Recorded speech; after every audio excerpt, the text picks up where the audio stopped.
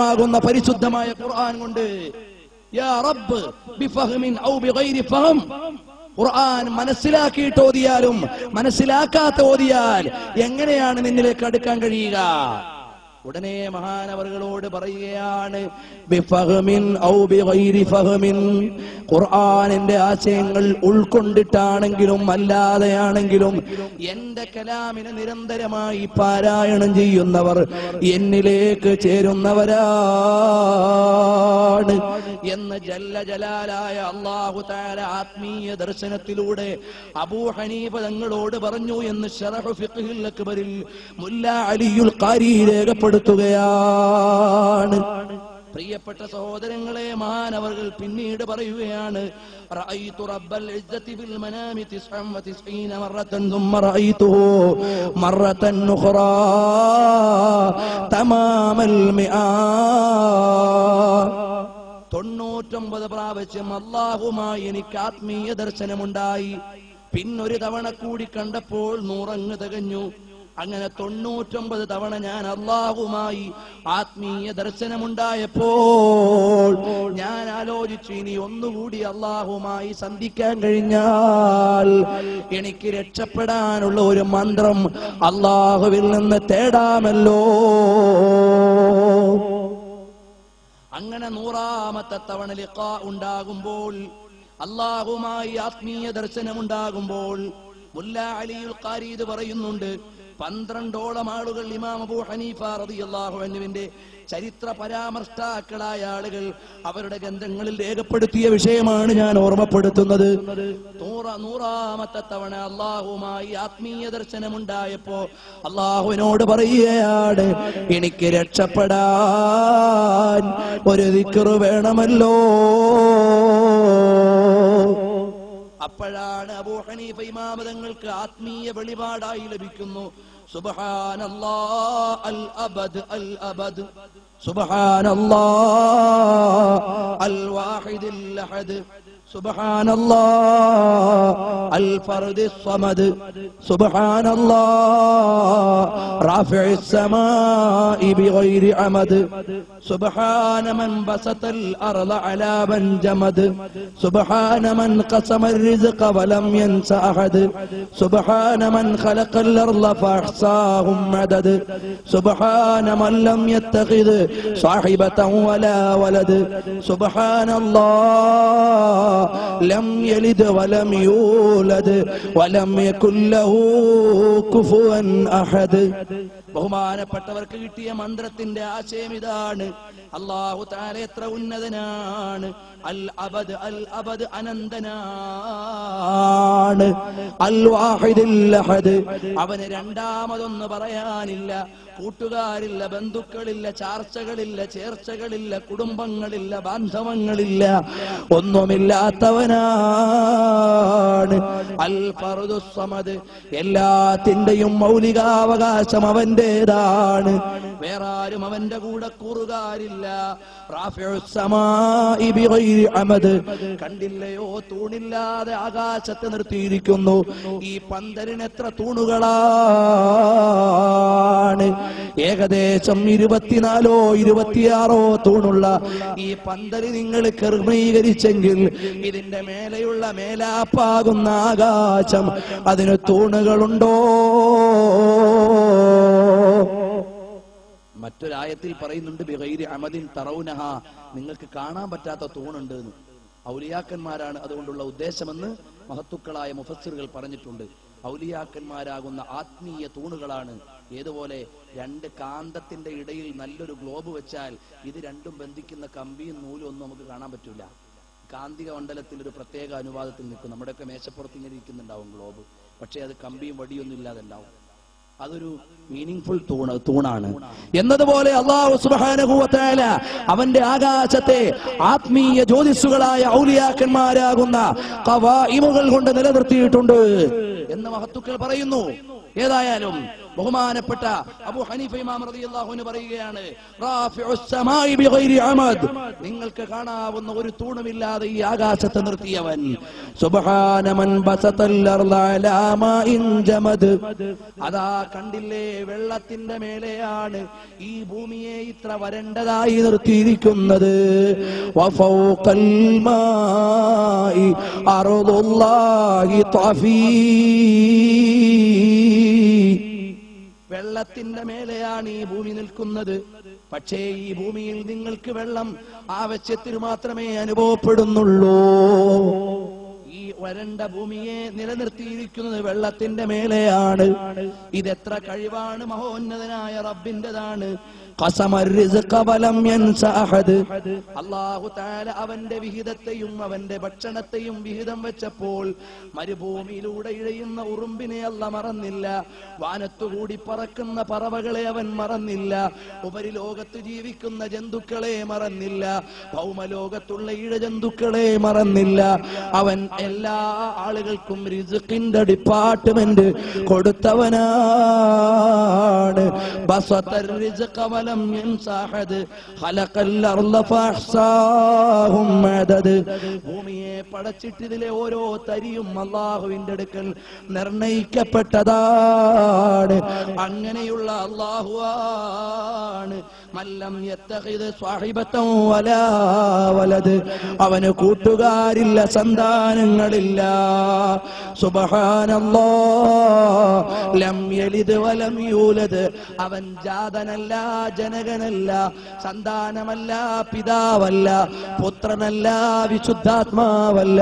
അങ്ങനെയുള്ള അല്ലാഹു സുബ്ഹാനഹു വ തആല, അവന് സമാനമായി ആരുമില്ല, ഏതുമില്ല, ഒന്നുമില്ല.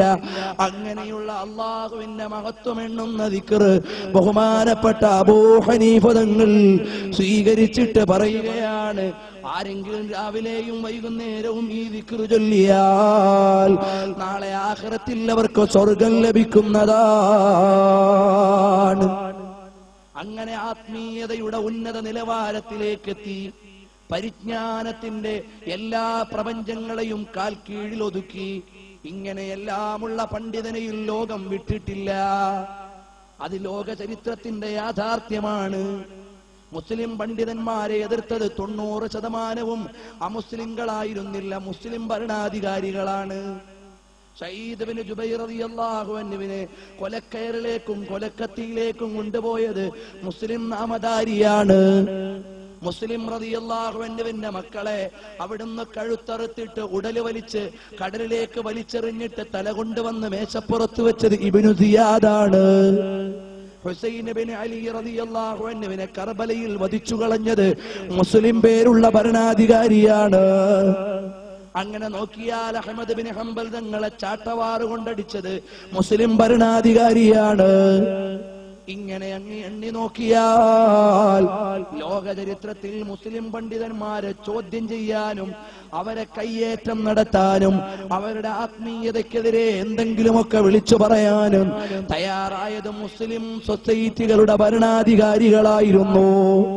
ലോക ചരിത്രത്തിനൊരു ആവർത്തനം സ്വാഭാവികമാണല്ലോ, അതിപ്പോഴും തുടരുന്നുണ്ടാവുകയും ചെയ്യാമല്ലോ. അങ്ങനെ മുസ്ലിം രാഷ്ട്രീയതയുടെ തീച്ചൂളകളിലൂടെ കടന്നു വന്നവരാണ് ഇമാമുകളെല്ലാം. ആ കൂട്ടത്തിലുള്ള ഇമാമാണ് ഇമാമുൽ അഅ്ളം അബൂ ഹനീഫ റളിയല്ലാഹു അൻഹു. പണ്ഡിതന്മാരെ ആ കാലഘട്ടത്തിലുള്ള താല്പര്യക്കാർ വിമർശിച്ചതുകൊണ്ട് അവരുടെ സ്ഥാനമൊട്ടും കുറയാൻ പോകുന്നില്ല. അബൂ ഹനീഫ ഇമാമിനെ ആ കാലഘട്ടത്തിലെ രാഷ്ട്രീയ പ്രഭുക്കന്മാര് കുറ്റം പറഞ്ഞതുകൊണ്ട് ലോക മുസ്ലിം ജനതയുടെ കൽബിൽ നിന്ന് മാറിയില്ല.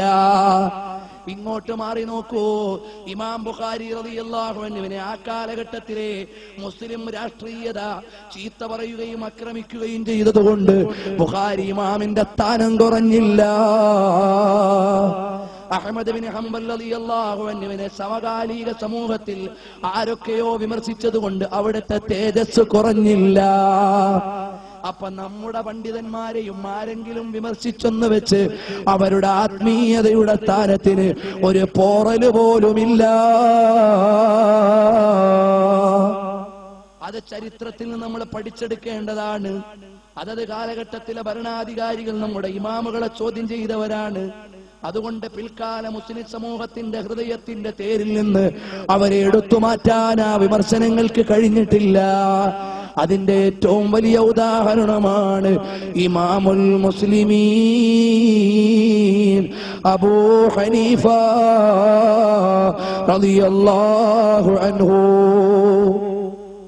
മഹാനവറുകളെ പിടിച്ചൊതുക്കാൻ തീരുമാനിച്ചു ആ കാലഘട്ടത്തിലെ ഭരണാധികാരിയായ മൻസൂർ വിചാരിച്ചു എങ്ങനെയെങ്കിലും ഈ അബൂ ഹനീഫയെ ഒന്ന് ഒതുക്കണം. പല കാരണങ്ങളുണ്ട്. അലി റളിയല്ലാഹു അൻഹുവിന്റെ കുടുംബമാകുന്ന അഹ്ലു ബൈത്തിനോട് വലിയ ബന്ധമുള്ള ആളുകൾ തന്റെ ഭരണകൂടത്തിനെതിരായി ഭവിച്ചേക്കാം. അതുകൊണ്ട് അബൂ ഹനീഫയ്ക്ക് അങ്ങനെ ഉണ്ടോന്ന് അറിയൽ ഇയാളുടെ ഒരു ആവശ്യം.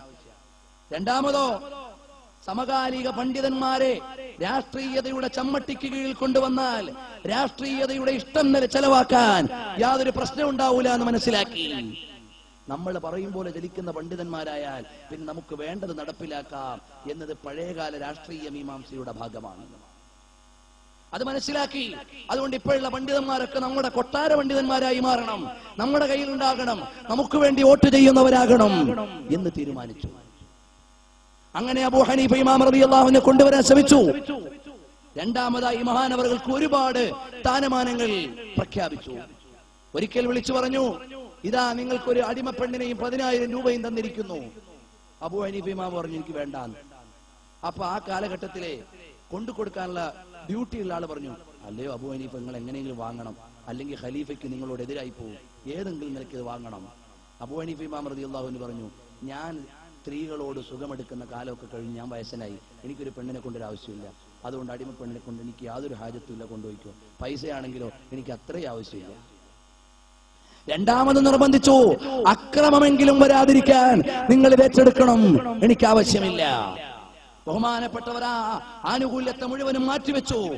അവസാനം ബഹുമാനപ്പെട്ടവരുടെ അടുക്കലേക്ക് ഗവൺമെന്റ് ചീഫ് സെക്രട്ടറിയായി സ്ഥാനമേറ്റെടുക്കണമെന്ന് പറഞ്ഞു. അഥവാ രാജാവിന്റെ ഓർഡറുകൾ സീൽ ചെയ്തു കൊടുക്കുന്ന ആള് ആകണമെന്ന് പറഞ്ഞു. രാജ്യത്തിന്റെ ചീഫ് സെക്രട്ടറി.